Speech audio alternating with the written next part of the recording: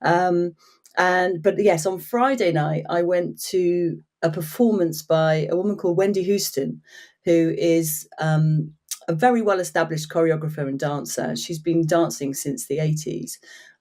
She was part of an kind of alternative dance company called Deviate in the 80s that were kind of, really focused around sort of pushing the boundaries and particularly around issues of kind of sexuality and gay identity and Section 28, kind of campaigning against all those kinds of things through sort of dance and performances.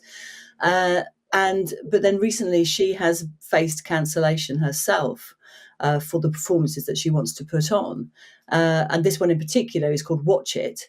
And it's a fantastic, very tightly organised 1 hour show, purely with Wendy performing. And it just spans sort of stand-up comedy, movement, because she's a dancer and she's kind of now in her, I don't know, I'm guessing she's in her early 60s.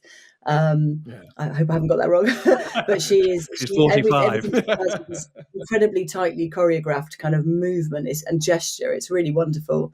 And it's sort of structured around this idea of a game show called Watch It, where you've got a 3 strikes and you're out rule. So you say 3 things wrong, and by the end of it, you're totally cancelled. Wow. And what she does really cleverly is she just very subtly and in a way that is avoids all the cliches.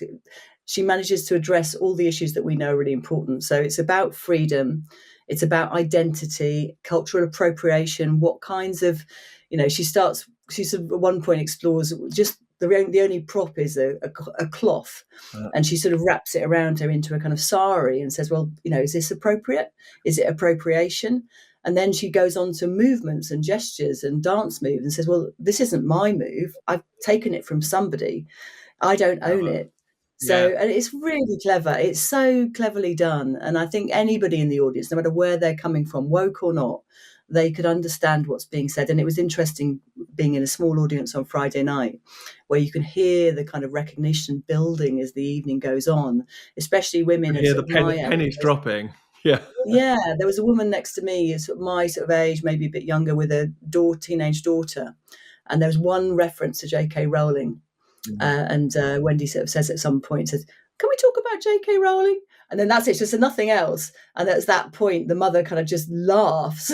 And the daughter's sort of, I'm not quite sure the daughter's reaction, but you can just tell there's this point of conflict and tension that's been going on for so long for so many people around the sex and gender issue.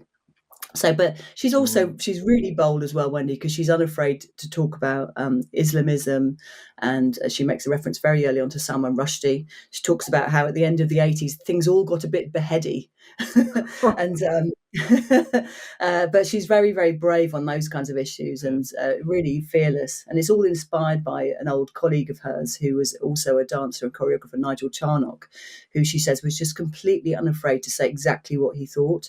And he died a number of years ago. It's a kind of tribute to him.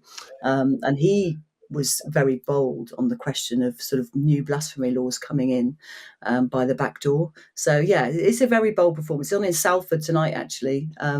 If people go to our newsletter, they can find details of that. I think there's probably some tickets left, but it's really worth seeing. And I'm hoping at some point it will be videoed and everybody will have a chance to see it, because it's very, very impressive.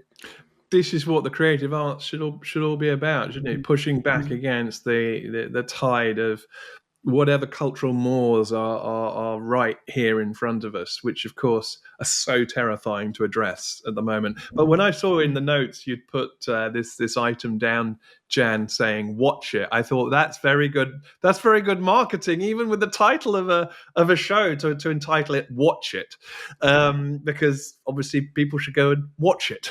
Yeah, it's very funny and incredibly moving. When I saw it in the summer, and I was laughing my head off at certain jokes, because she's got these, what she calls bespoke jokes, because everybody's gets offended by other people laughing at things that they don't find funny. She said, well, now we're in an age of the need for bespoke jokes. Everybody needs an individually tailored joke, which I thought was really, really funny. But then towards the end, when she's kind of silent, she performs the experience of just being reduced to a whisper. And I found that absolutely devastating, because I know so much about the people that have experienced this silencing. And so, yeah, it's fantastic. It's really, really clever. You persuaded me. I need to find a way to see it. Get to Salford tonight. Yeah.